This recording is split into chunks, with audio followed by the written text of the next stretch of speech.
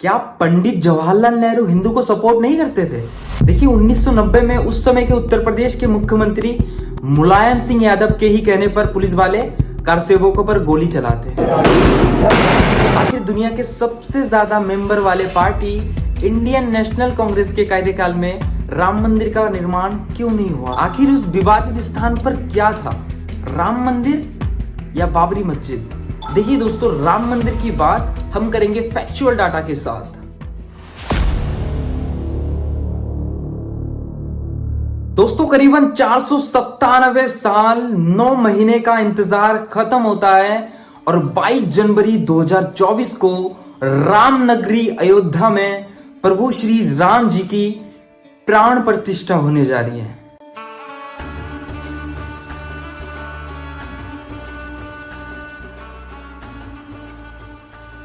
दोस्तों इस लड़ाई में कई लाखों बेकसूर लोग मारे गए, कई पीढ़ियां खत्म हो चुकी है। मैं नमन करता हूं उन सभी विद्वानों को। दोस्तों ये राम मंदिर किसी एक इंसान की जीत नहीं है, ये जीत है हर उस इंसान की जिसने राम मंदिर के लिए अपनी प्राण दे दी है। ये जीत है धनबाद झारखंड की सरस्वती देवी जी की, जिन्होंने 6 दिसंबर 1992 को मौन व्रत लिया था कि जब तक अयोध्या में राम जन्मभूमि पर भगवान राम के भव्य मंदिर का निर्माण नहीं हो जाता तब तक वो मौन व्रत धारण करेंगी। ये जीत है उस समय के मुख्यमंत्री कल्याण सिंह जी का, जिन्होंने राम मंदिर के लिए अपना पद गंवाया था और यह निर्णय लिया था कि जो भी हो जाए कार सेवकों पर कोई गोली नहीं चलाएगा। लेकिन चौहान साहब इस बात को रिकॉर्ड कर लेना कि मैं गोली नहीं चलाऊंगा, गोली नहीं चलाऊंगा, गोली नहीं चलाऊंगा। ये जीत है उन सभी कार सेवकों का जिन्होंने अपनी जान की निष्ठावर दे दी है।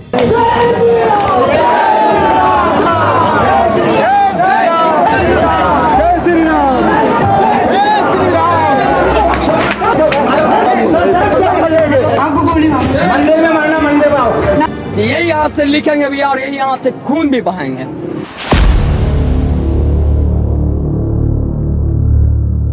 नमस्कार दोस्तों, मैं हेमन आप सभी लोगों का बहुत बहुत स्वागत करता हूं। देखेगा वही जो है सही। देखिए राम मंदिर केस इंडियन हिस्ट्री का दूसरा सबसे बड़ा केस माना जाता है, जिसकी हियरिंग होती है 40 दिन की और 1000 पेजेस से भी ज्यादा की जजमेंट है। कई लाखों घंटे देने के बाद फाइनली 9 नवंबर 2019 को सुप्रीम कोर्ट फैसला सुनाती है कि अयोध्या प्रभु श्री राम जी का जन्मभूमि है और मंदिर तोड़कर बाबरी मस्जिद बनाया गया। देखिए देश भर में जश्न का माहौल है। हालांकि यूपी सरकार ने 22 जनवरी 2024 को यूपी के सारे स्कूल कॉलेजेस बंद करा दिए गए हैं।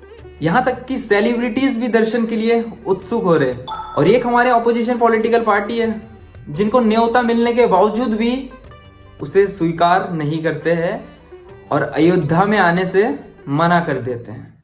सोनिया गांधी और मल्लिकार्जुन खड़गे अयोध्या नहीं जाएंगे। कांग्रेस पार्टी ने राम मंदिर का न्योता ठुकरा दिया है। देखिए मेरे जवाब में इनको सिंपल भाषा में कहना चाहूंगा, जिनको नहीं आना है वो चले जाएं पाकिस्तान में। देखिए राम मंदिर के 500 सालों के संघर्ष के लिए हमें इसके हिस्ट्री में जाना पड़ेगा। तो चलिए शुरू से शुरुआत करते हैं। देखिए आज से करीबन 497 साल पहले प्रभु श्री राम जी के पुत्र कुश ने अयोध्या में कई हजार मंदिर बनवाए थे।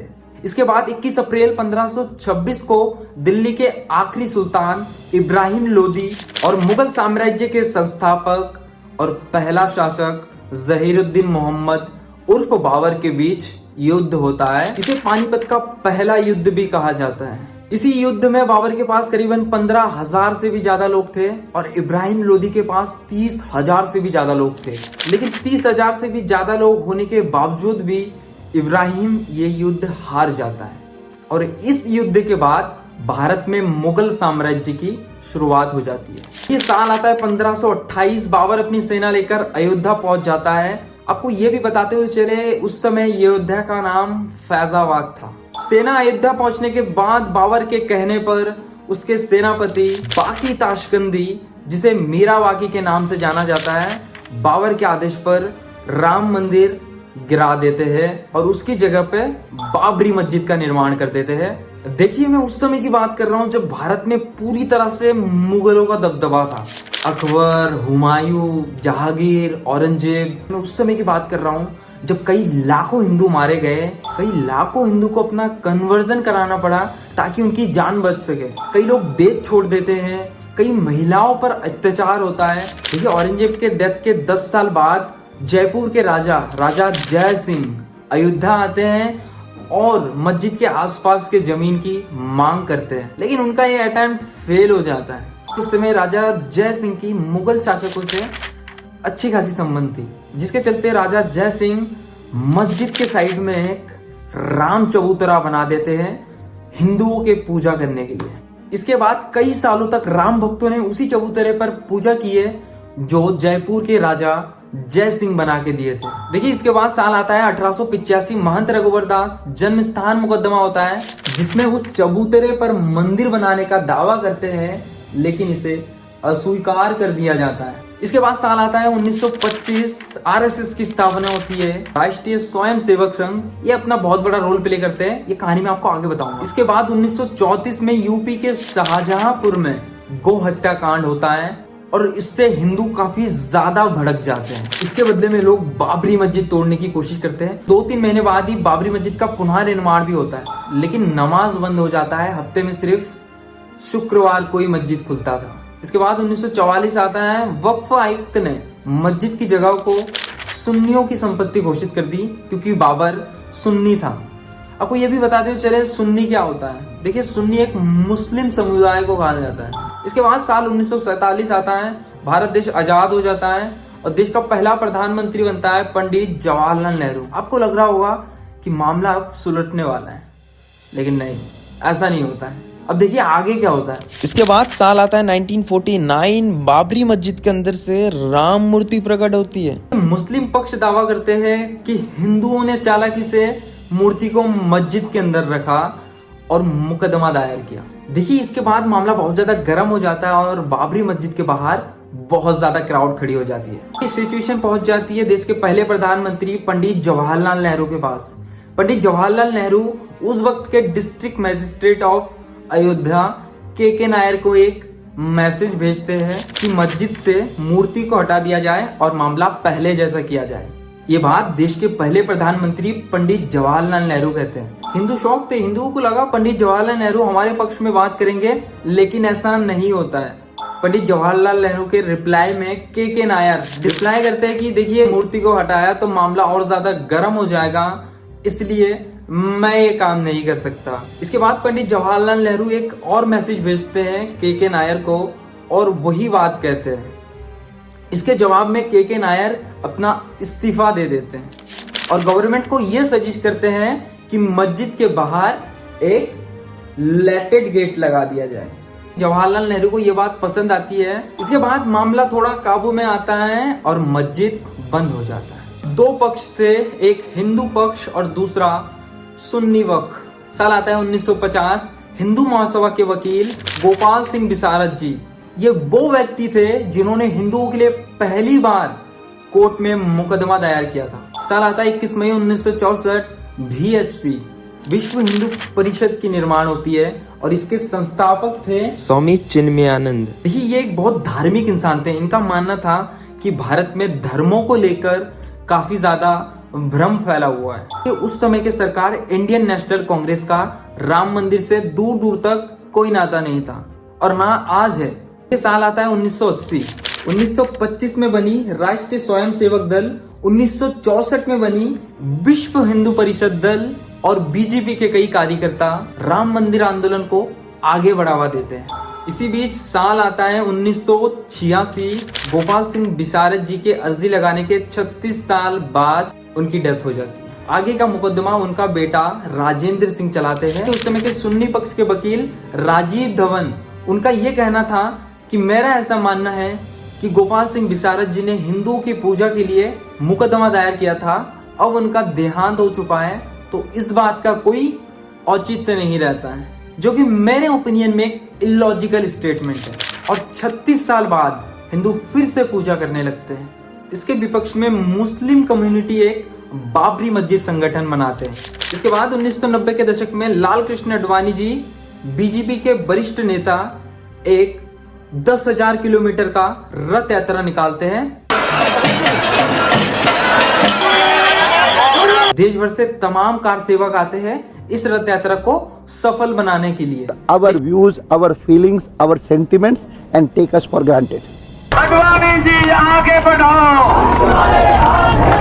लेकिन होता कुछ और है। देखिए 23 अक्टूबर 1990 को उस वक्त के प्रधानमंत्री बीपी सिंह बिहार के मुख्यमंत्री लालू यादव को कॉल लगाकर कहते हैं, अयोध्या की राजनीति वही संभाले। लालू जी बात को समझिए, आप ही गिरफ्तार कीजिए वरना मुलायम को इसका राजनीतिक लाभ मिल जाएगा। ऐसा है, ठीक है, अडवाणी जी को अभी गिरफ्तार कराए दे रहे हैं। अभी नहीं, रात 2 बजे के बाद ठीक रहेगा। और लाल कृष्ण आडवाणी जी को रात के 2 बजे बिहार के समस्तीपुर जिले से गिरफ्तार कर लिया जाता है। इधर रथ यात्रा रुक जाती है, लेकिन कार सेवक अभी भी नहीं रुकते। लग रहा है कि कार सेवा रुक नहीं सकती, चाहे इसको संत महात्मा रोके चाहे नेता लोग रुके। 30 अक्टूबर 1990 अयोध्या में मानो हड़कंप मच गया।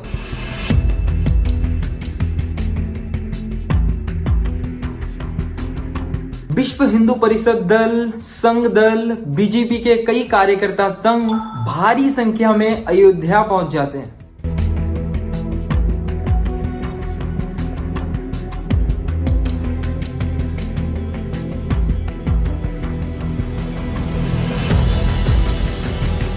कि आप किसी भी हालत में आपके कार सेवा नहीं छोड़ेंगे। हम किसी भी हालत में नहीं छोड़ेंगे। और नारेबाजी भी शुरू कर देते हैं।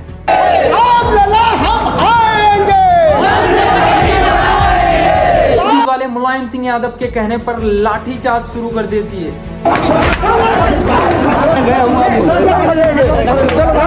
इसी दौरान कई लोग मारे जाने की भी खबर आती है और कई लोग घायल भी हो जाती है।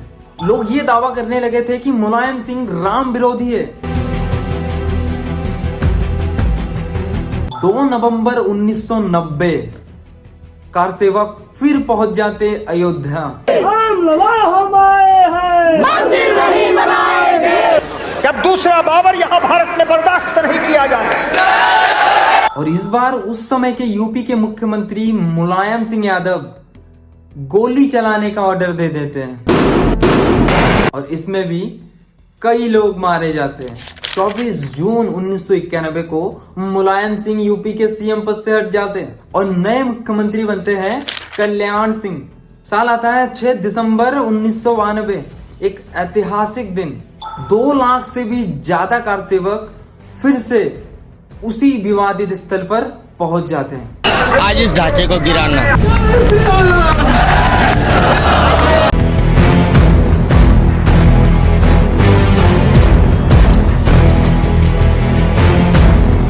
इस वक्त कल्याण सिंह जो कि बीजेपी के नेता थे और इन्होंने ये घोषणा किया था, चाहे कुछ भी हो जाए किसी पर गोली मत चलाना। मैंने कहा लाखों कार से वो मौजूद हैं, उन पर गोली नहीं चलेगी, ये मेरा आदेश था। फिर क्या होता है? वही होता है जो हिंदू कई सालों से करना चाहते थे। 6 दिसंबर 1992 को कार सेवकों द्वारा दोपहर के 2 बजे के करीब मस्जिद का पहला गुंबद गिराया जाता है। उसके 1.5 घंटे बाद करीबन 3:30 बजे के करीब मस्जिद का दूसरा गुंबद गिराया जाता है और करीबन शाम के 6 बजे के करीब तीसरा गुंबद भी गिराया जाता है।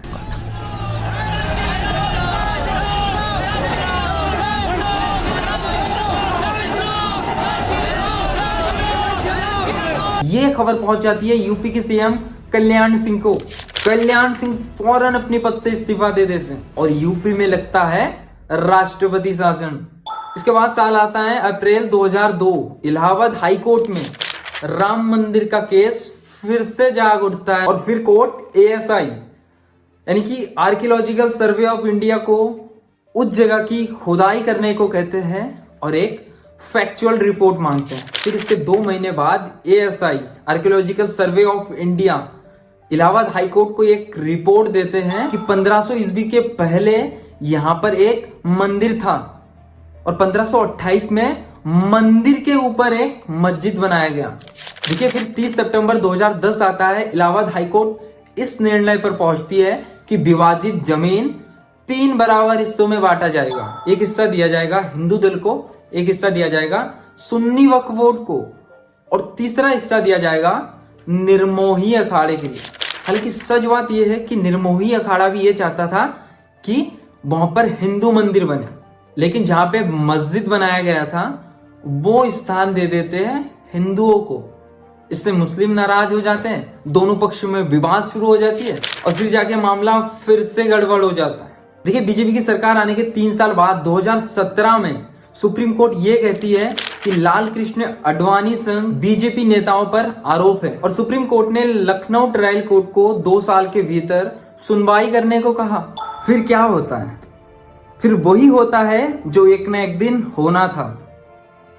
प्रभु श्री राम की विजय होती है और 9 नवंबर 2019 को सुप्रीम कोर्ट ये फैसले पर आती है 2.77 एकड़ जमीन रामनगरी अयोध्या में फिर से राम मंदिर बनेगा। और इसी के साथ अधर्म का नाश, सत्य की जय, प्रभु श्री रामचंद्र की जय।